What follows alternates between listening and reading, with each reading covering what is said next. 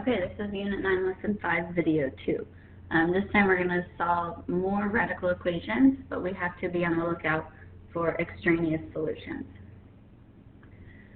Okay, so they can be extraneous if you have a radical equation and you have an x on both sides. So there's a possibility here. Okay, well this looks kind of complicated, but what I want is the x, and the x is underneath. So what I'm going to do is square both sides to get rid of the radical, and I get x plus 2 on the left, and then on the right, you square square root, you get 2x minus 4 on the right. And then you just have this basic equation. So let's subtract x from both sides.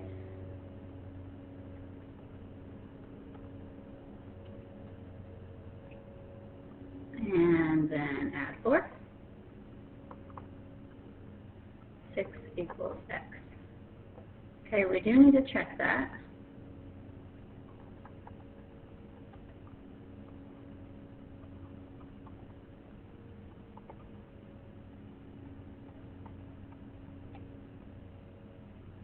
Okay, that's square root of 8.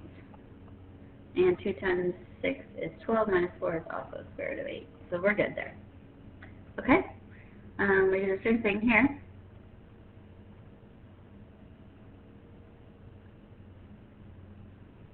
So I have x minus 9 on the left and 5x minus 89 on the right. This time I'll move my x's to the left.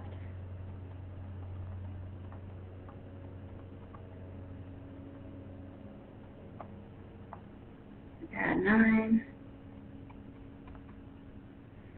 That's negative 80. Okay, and we want to make sure we check.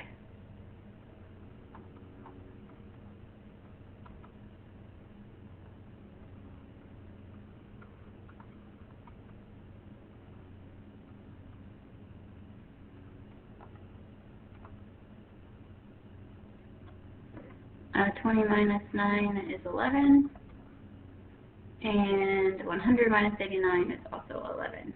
So square root of 11 does equal square root of 11. We are good. Okay. So those aren't too bad if you have a radical on both sides and nothing else with it, nothing else outside of it.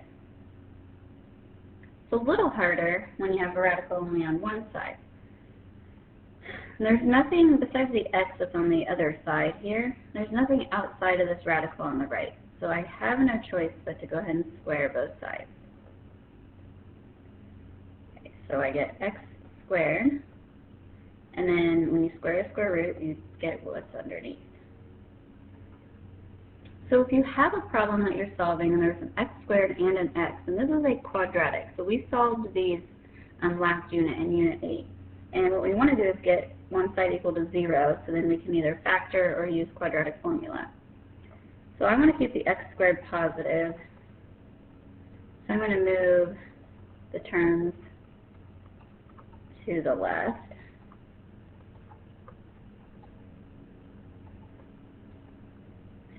So I get x squared plus 5x plus 6 equals 0.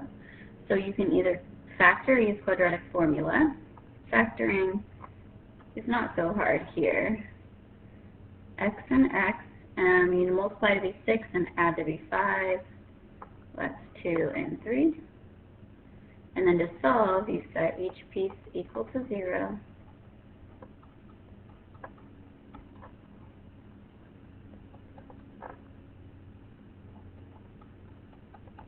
Okay, now we need to check. Alright, so I'm plugging these back into the original. So I check negative 2.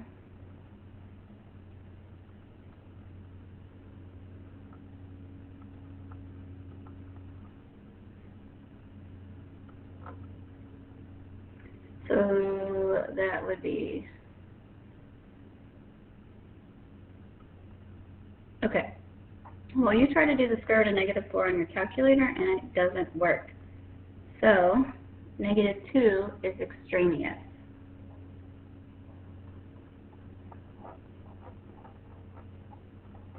Let's try negative 3.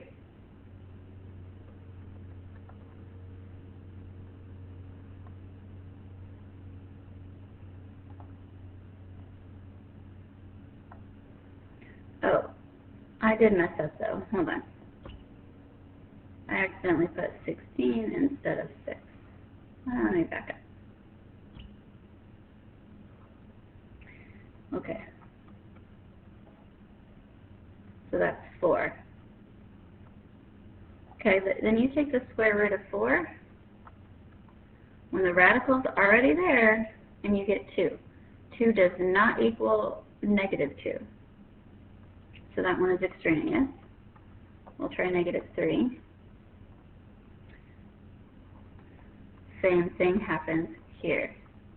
So actually, both solutions are extraneous in this case. Okay, let's go to our next one.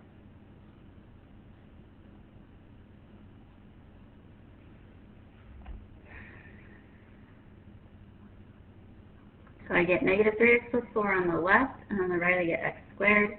I want my x squared to be positive, so I'm going to move these to the right side. But since it's quadratic, since there's an x squared, I want one side equal to 0.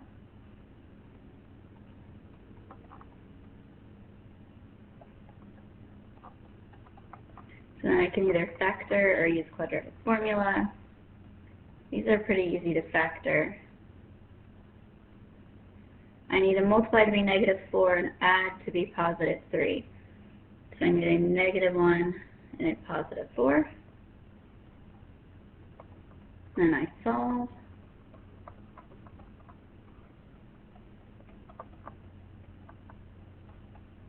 And then I have to check these to make sure none are extraneous.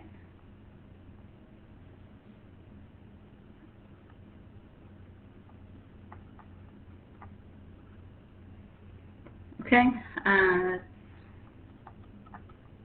right, 1 equals 1, so this one is good.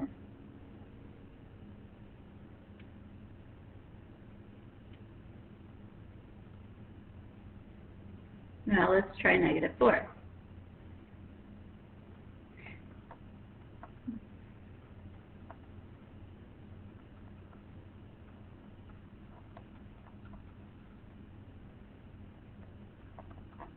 Four does not equal negative 4, so that one is extraneous.